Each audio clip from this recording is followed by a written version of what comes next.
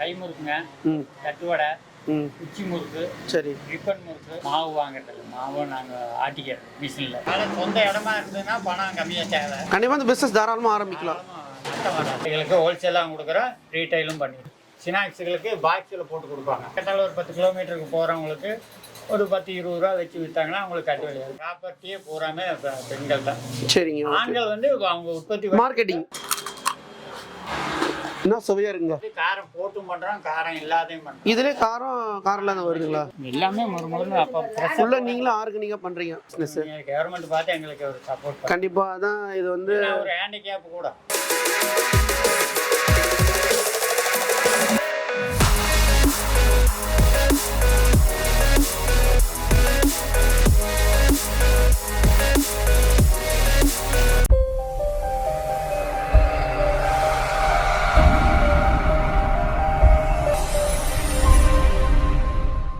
Hi friends, welcome to Sagar vlogs. நம்ம இங்கே வந்து பார்த்தீங்கன்னா திவ்யா முறுக்கு கடை தான் வந்திருக்கோம். இங்கே வந்து இவங்களே வந்து மேனுஃபேக்சர் பண்ணுறாங்க. இதை பற்றி நம்ம சார்ட்ட டீட்டெயிலாக கேட்டு தெரிஞ்சுப்போம். வணக்கம் சார், எப்படி இருக்கீங்க? இப்போ நீங்கள் இந்த முறுக்கு தொழில் எவ்வளோ நாளாக பண்ணுறீங்க சார்? 40 வருஷம் பண்ணிட்டு இருக்கிறேன். சரிங்க ஐயா. நீங்கள் முறுக்கு வந்து என்னென்னலாம் போடுறீங்க ஐயா? அரிசி மாவு, அரிசி ஊற வச்சு ஆட்டிக்குவோம். சரி. மாவு வாங்குறது, மாவு நாங்கள் ஆட்டிக்கிறது மிஷினில். அதுபோக பொட்டுக்கடலை மாவு, அப்புறம் மிளகாத்தூள், எள்ளு, ஓமம், தட்டு வடைக்கு வந்து கருவேப்பிலை, கடலை, தேவையான அளவு எவ்வளோ மாவு போடுறோமோ அந்த அளவுக்கு உப்பு.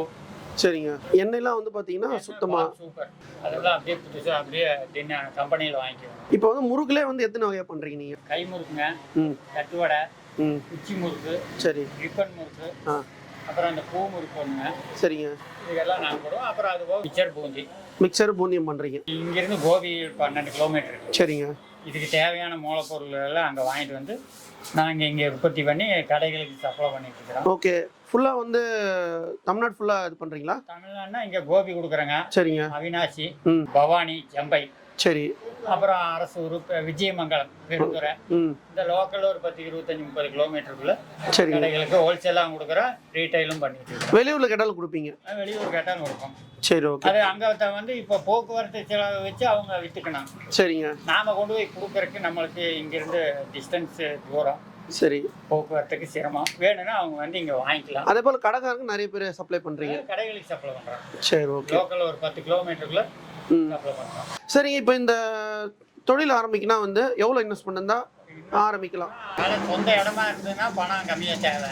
சரி. இப்போ ஒரு கட்டடம் பிடிச்சி போடுறதா இருந்ததுன்னா எப்படி ஒரு 1 லட்சம் ரூபா இருக்கும். சரிங்க. அப்புறம் ஆளுக சம்பளம், மற்ற மூலப்பொருள் எல்லாம் வாங்குறதுன்னா காசு குறைஞ்சது மினிமம் 1 லட்சம் ரூபா வேணும். பெண்கள் யார் வேணா ஆரம்பிக்கலாம். ஆண்கள் வந்து சேல்ஸுக்கு தான் பண்ண முடியும். சரிங்க. உற்பத்தி பண்றதெல்லாம் பொம்பளை தான். சரிங்க. பெண்கள் தான். பெண்கள் எல்லாம் இந்த பிசினஸ் ஆரம்பிக்கும். பெண்கள் தான் ஃபுல்லா முழு காரம் பெண்கள் தான். ப்ராப்பர்ட்டியே பூராமே பெண்கள் தான். சரிங்க. ஆண்கள் வந்து அவங்க உற்பத்தி மார்க்கெட்டிங் மட்டும்தான் ஆண்கள். ஐயா, இப்போ வந்து இந்த பிசினஸ் ஆரம்பிக்கிறாங்க, எவ்வளோ ஸ்கொயர் ஃபீட் தான் இந்த பிசினஸ் வந்து ஆரம்பிக்கும்? 872 இருந்தா போதும். சரிங்க. ஏன்னா அந்த மட்டை தேங்காய் மட்டை கொட்டணும், இது அந்த அளவுக்கு இடம். சரிங்க. இப்போ ஒரு சின்ன வீடாக இருக்கவங்க அவங்கள வந்து அந்த முறுக்கு பிஸ்னஸ் ஆரம்பிக்கணும் அப்படின்னு ஆசைப்படுவாங்க, அதுலேயும் நம்ம இது பண்ணாங்களா? இது இப்போ நீங்களே பார்த்தீங்கன்னா இதனுடைய தேவைகள் எவ்வளோன்னு உங்களுக்கு தெரியுது இல்லை? ஆமாங்க. இது கம்மியாக இருந்ததுன்னா உங்களுக்கு வாங்கி தான் வைக்க முடியும். சரி சரி சரி, ஓகே. ஐயா, இப்போ இந்த பிஸ்னஸ் ஆரம்பிக்கிறாங்க, நீங்கள் 1 லட்ச ரூபா பண்ணலாம் அப்படின்றீங்க, எவ்வளோ வரைக்கும் நம்ம ப்ராஃபிட் எடுக்கலாம் இந்த பிஸ்னஸில்? நாளைக்கு வந்துங்க குறைஞ்சது கொள்முதல் வந்து ஒரு 4000 போடணும்னு வச்சுங்க. சரிங்க. 4000 ரூபா கொள்முதல் போட்டான். அந்த உற்பத்தி சேல்ஸு இது எல்லாம் சேர்ந்து ஒரு 5500 ரூபா வரும். அந்த கொள்முதலுக்கு 4000 போனால் 1500 ரூபா வந்து மிச்சம் இருக்கு. அந்த மிச்சம் இருக்கிற பணத்தில் கூலி அது இது மோனி பார்த்தா நம்மளுக்கு ப்ராஃபிட் ஒரு 500 ரூபா வரும். 500 ரூபா லாபம் நிற்கும். 500 ரூபா லாபம். கண்டிப்பாக இந்த பிஸ்னஸ் தாராளமாக ஆரம்பிக்கலாம். நஷ்டம் வராது. ஓகே. ஆனால் தொழில் தெரியணும். தொழில் ஆரம்பிக்க முடியாது. கண்டிப்பாக இந்த தொழில் அனுபவப்பட்டவங்க, ஏன்னா மற்ற தொழில் கூட கற்றுட்டு செய்யலாம். சரிங்க ஐயா. ஆனால் இது கற்றுக்கிட்டவங்க மட்டும்தான். இப்போ நாங்கள் ஹோல்சேலாக ஒரு 200 ரூபாய்க்கு கொடுக்குறோம். இப்போ இங்கே வாங்கிட்டு போய் பக்கத்தால் ஒரு 10 கிலோமீட்டருக்கு போகிறவங்களுக்கு ஒரு 10-20 ரூபா வச்சு விற்றாங்கன்னா அவங்களுக்கு கட்டு விளையாது. இங்கேருந்து கோயம்புத்தூர், மெட்ராஸ் எல்லாம் அனுப்புறதுன்னா இந்த சார்ஜ் ஆகும், டிராவலிங் சார்ஜ் ஆகும்ல, லக்கேஜ் சார்ஜ். அப்போ அவங்க அதை எச்சா தான் விட்டாங்க. இப்போ இந்த ஃபங்க்ஷன் மூலமாக கல்யாணத்துக்குலாம் உங்களுக்கு நிறைய ஆர்டர்ஸ் வரும்ல? எங்களுக்கு அதுங்களுக்கு வராதுங்க. கோயில் திருவிழா அதுக்கு தான் எங்களுக்கு வருங்க. சின்ன முறுக்குலேருந்து பெரிய முறுக்கு நீங்கள் பண்ணுறீங்க. சைஸ் அதான் என்ன மாதிரி கேட்டாங்களோ மக்களுக்கு நீங்கள் வந்து இது வந்து கஸ்டமருக்கு பண்ணுறீங்க. பிள்ளைகளுக்கு போட்டு கொடுக்குறாங்க. சரிங்க. அவங்களுக்கு இது மெயினாக இதுதான். Okay okay. அதனால நாங்கள் மெயினாக இதை தான் பண்ணிட்டு இருக்கிறோம். அப்புறம் ஃபங்க்ஷனுக்கு வேணா இதுலயே வந்து பெருசாக சுற்றி ரத்தனம். இப்போ நம்ம என்ன சைஸ் வேணுமோ அந்த சைஸுக்கு அதான் என்ன சைஸ் எடை போட்டு கொடுத்துருவோம். இப்போ இதை 200 ரூபாய்க்கு கொடுத்தோம்னா அது ஒரு 10-20 ரூபாய் எச்சா ஆகும். ஏன்னா அதில் வந்து வேஸ்டேஜ் நிறைய இதில் வேஸ்டேஜ் ஆகாது. ஓகே. இப்போ நீங்கள் வேறு அந்த சைஸ் முறுக்கு போடுவோம். ஓகே. அது என்ன சைஸ் சார்? சீர் தட்டுகளுக்கு வைக்கிறாங்களேங்க, பிள்ளைங்க சீருக்கு தட்டுகளுக்கு வைக்கணும் அந்த சைஸ். இது குழந்தைகளுக்கு ஸ்நாக்ஸ் இருக்குதுங்களா? சரிங்க. ஸ்நாக்ஸுகளுக்கு பாக்ஸில் போட்டு கொடுப்பாங்க. குழந்தைங்களாம் நல்லா விரும்பி சாப்பிடுவாங்க. அவங்கள்ட்ட இது ஏன்னா ஸ்கூல் பாக்ஸில் சின்னதாக கரெக்டாக போடுறது அதெல்லாம் ஆகாது. அந்த பெரிய முறுக்கு இது நாங்கள் தட்டோடையும் பண்ணுறீங்களா?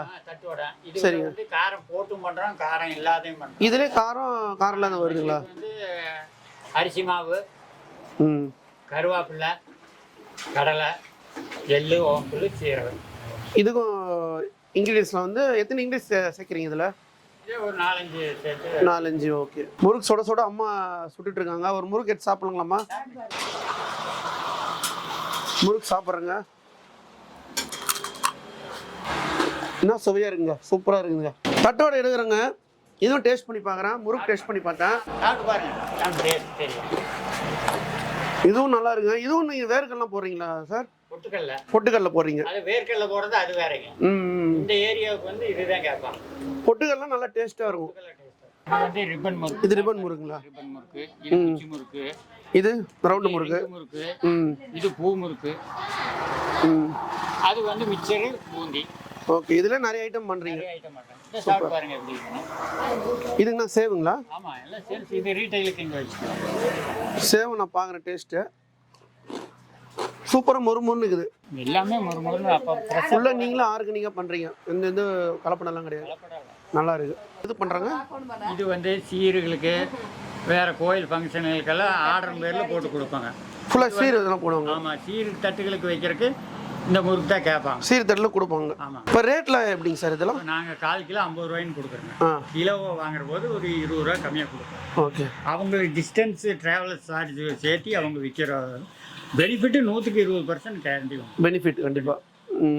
எங்ககிட்ட பர்ச்சேஸ் பண்ணுறவங்களுக்கு 120% பர்ச்சேஸ் கம்பல்சரி வரும். ஃபுல்லாக ஹோல்சேலில் தான் பண்ணுறீங்க? இல்லை, ஹோல்சேல் தான். இங்கே கடைகளை வந்து கேட்டால் மட்டும் ரீட்டைல் கிலோ 200 ரூபா. சரிங்க. ஒருத்தர் ஆர்டர் பண்ணுறாங்க, ஒரு கஸ்டமரை, அவங்களாம் எப்படி பண்ணுவீங்க?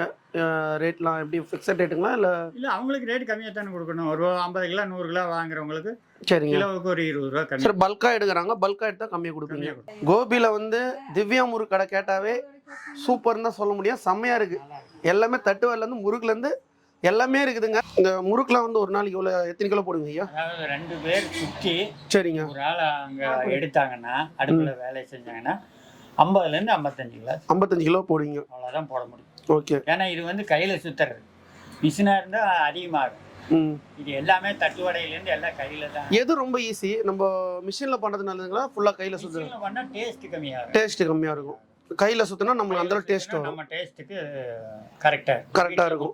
சுற்றுற மாதிரியே இருக்கும். இப்போ இந்த இடத்துக்கு 2 பேர், இங்கே அடுப்புக்கு ஒரு ஆள் 3 பேர். சரி சரி. இப்போ இடம் நம்ம லாங்காக இருந்ததுன்னா 10 பேருக்கு வேணாலும் அடுப்பு இன்னொன்று 2 போடணும். இப்போ நீங்கள் வந்து எத்தனை கிலோ போடுறீங்க?